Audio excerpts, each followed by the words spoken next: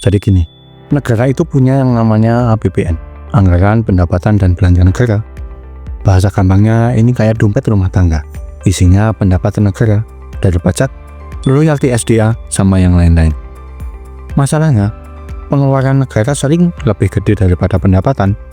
Bayangin, gaji lo 3 juta, tapi gaya hidup 5 juta. Otomatis minus 2 juta. Nah, minus ini ditutupi pakai utang.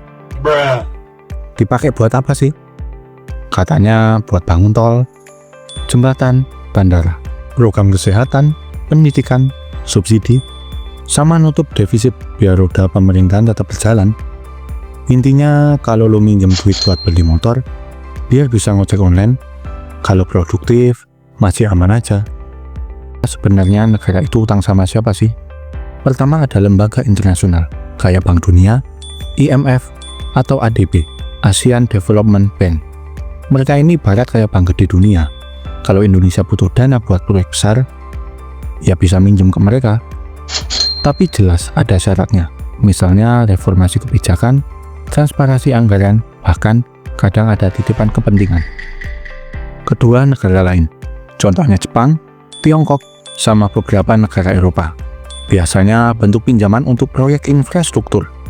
Makanya lo sering lihat tuh, proyek jalan tol, kereta cepat, atau pembangkit listrik, ada logo bendera negara lain yang ikut nyumbang dana. Tapi ya, nggak ada yang gratis. Mereka bisa pakai keuntungan dari bunga, pinjaman, kontraktor, sampai akses bisnis ke Indonesia. Ketiga, investor. Nah, ini agak beda. Caranya lewat surat utang atau obligasi. Jadi, pemerintah terbitin surat, isinya janji. Kasih duit ke gue sekarang, nanti gue balikin dengan tambahan bunga dalam jangka waktu tertentu. Yang beli bisa bank, perusahaan, atau bahkan investor asing. Simpelnya, ini kayak pemerintah jualan janji manis.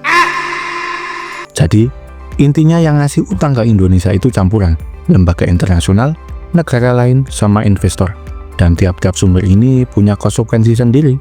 Kadang positif, bisa bantu pembangunan, tapi kadang juga negatif, bikin Indonesia ketergantungan sama pihak luar. Dampak utang negara. Utang negara itu kayak pisau, bisa dipakai buat masak, bisa juga dipakai buat nusuk diri sendiri. Kalau produktif, bangun infrastruktur, pendidikan, kesehatan, ekonomi akan jauh lebih maju. Investor masuk, 19 juta lapangan pekerjaan terbuka.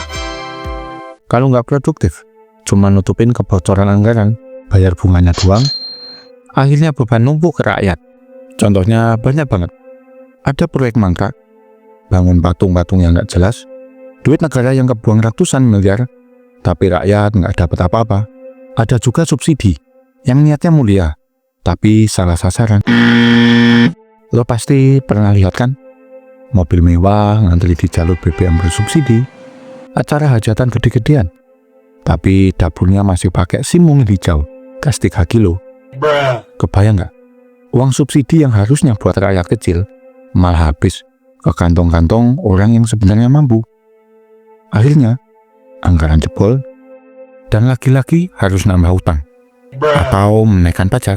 Nah, ibarat utang negara itu kayak kartu kredit. Kalau lo pakai buat usaha, buat hal yang bikin tambah produktif, masih oke lah. Tapi, kalau dipakai buat gaya-gayaan, nutup utang lama, atau proyek pencitraan yang ujung-ujungnya mangkrak, bahaya banget.